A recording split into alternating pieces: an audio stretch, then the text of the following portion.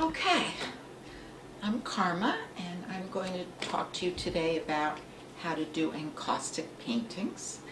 And encaustic means to burn in, and what that means is that we put a layer of hot beeswax, which is mixed with damar resin that hardens it a little bit.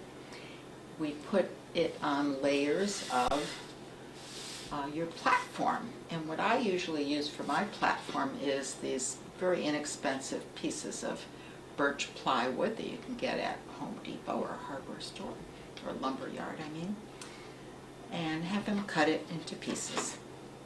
So what I've done with this piece already is I've prepared it with something called encaustic gesso, and that just seals the wood, and you can make all different colors of encaustic gesso.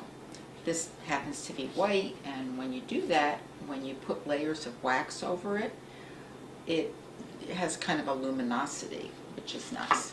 So I'm going to show you the technique of putting your first layers of clear wax on a piece of wood. And what we do to start out with is we warm up the piece of wood slightly with a heat gun, just like this. It doesn't have to be hot or anything, just kind of warm. Okay, and then take your melted wax here, and you make some nice smooth layer in one direction. And the wax, as you might be able to see,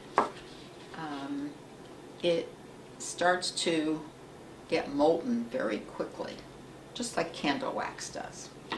Alright, now what we do is we turn it, and we put another layer of wax going the other direction. Just like that. And we're going to put a third layer of wax on it before we start to paint any kind of a picture on it. So again, we'll turn it.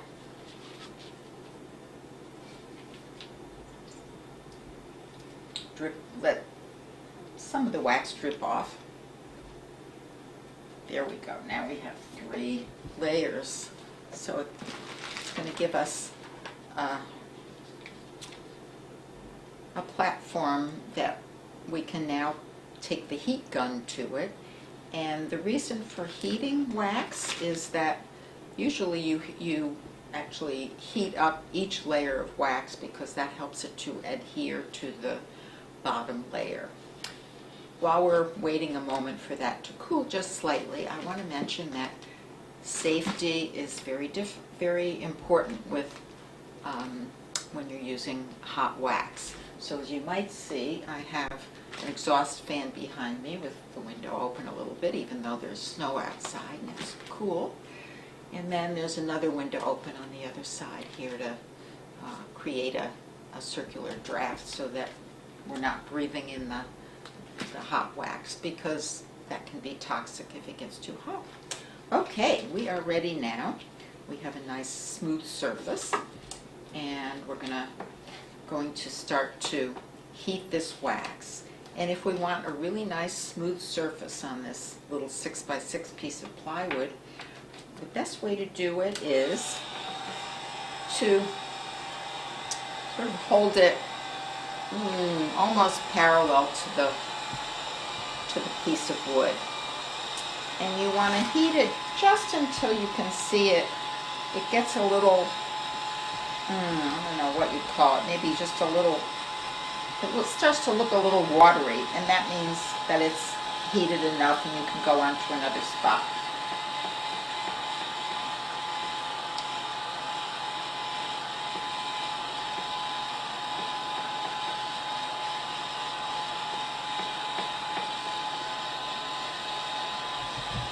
When you're doing this, you might think about the fact that it's a bit of a meditative task. You can just kind of meditate on it and watch each of the bubbles as they rise, disappear, and get really nice and smooth. That is if you want a nice smooth surface, and sometimes you don't.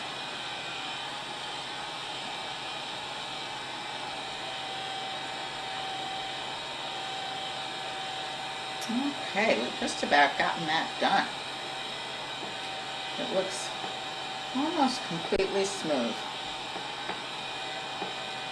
Hardly any bubbles left. Oh, wow. It looks like just a shimmery little lake. Okay, that's it. So, one of the wonderful things about working with encaustic wax is that you can add almost anything to the wax. So you could add an image. I just found this image today, I think in the New Yorker, of a very kind of Rubenesque little figure. And when the wax is still slightly, still a bit soft, you can just put that right on there if you want to. Pat it down a little bit. And then in order to get it to adhere, you can put a thin layer of wax over this. The wax acts a bit like, like a paste or glue. So we're going to put this over this little Rubenesque figure here. There she is. Now she's nicely covered and embedded there and not likely to come off. Okay, and then we have to burn it in because that's what encaustic is about. We're going to burn her in. Now I sometimes use a torch for certain kinds of materials, but I only use that outside for safety reasons. So I'm doing the same thing here. I'm just heating it up until it gets to look a little bit wet and shiny. And then I know that I've burned it enough. And there she is. She's safely burned in to the wax. There she is. Now, over this we could put anything you could possibly think about.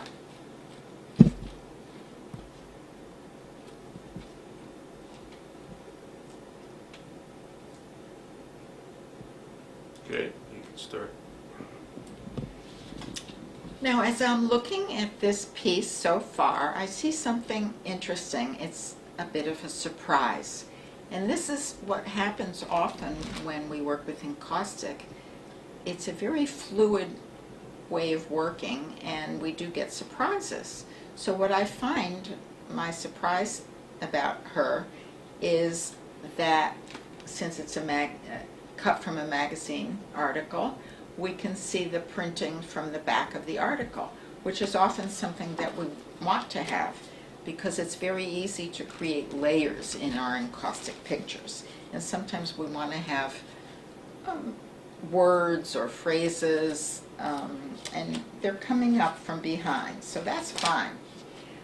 Now, I want to mention that we can put almost anything on our encaustic pictures. And this is some glittery stuff, glitter dust, that you can get at Michael's or one of those places. And you can just tap a little bit on your picture if you want to. Move it about.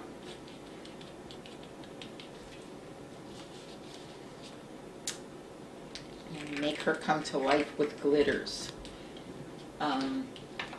Now, I just want to show you something that I started to do earlier on bare wood. This has no wax on it yet.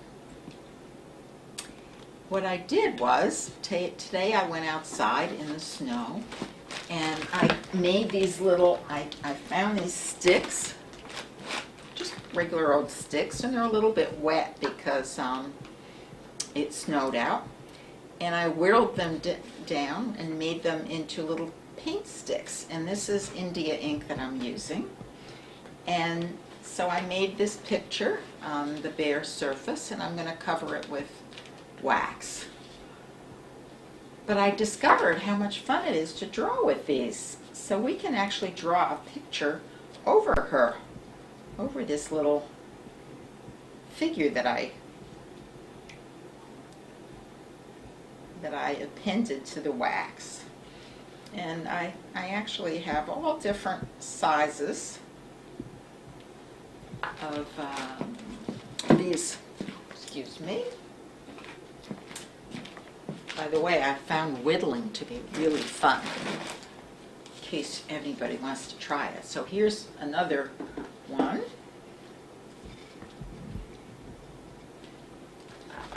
And sometimes we use what kind of looks like graffiti or nonsense images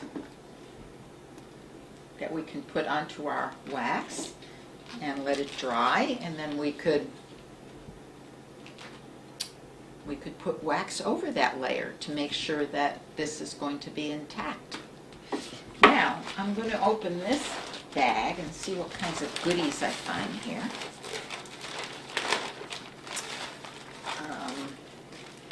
As I said, you can put anything you want on your wax pictures.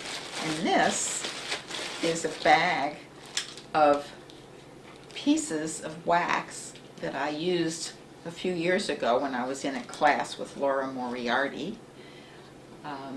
So these are pieces of wax that I scraped up from something I was working on, and I just kept them.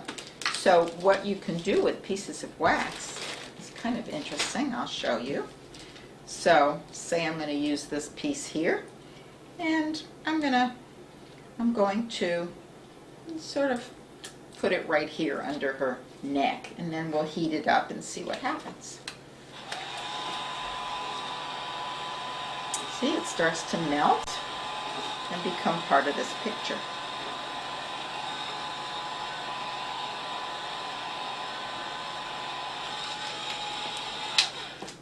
And we might want a close-up of this now, because this is starting to be something a little different from what we started with. Right? So you can put layers and layers of things on this to the point of really obscuring your original image. What else is in this bag?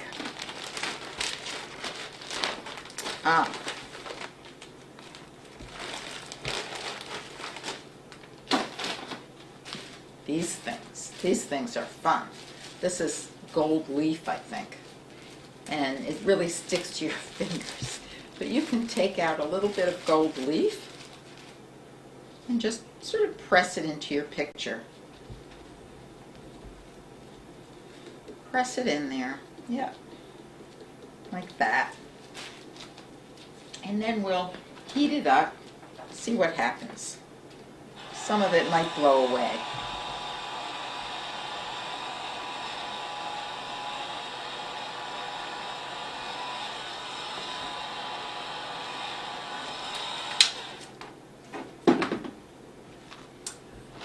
Alright, now I'm just going to show you a few more goodies that you could put on your pictures.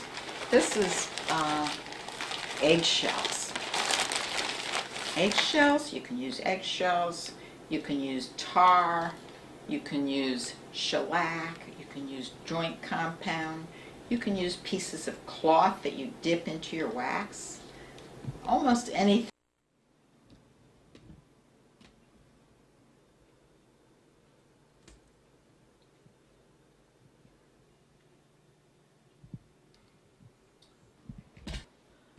You should want more light on it? No.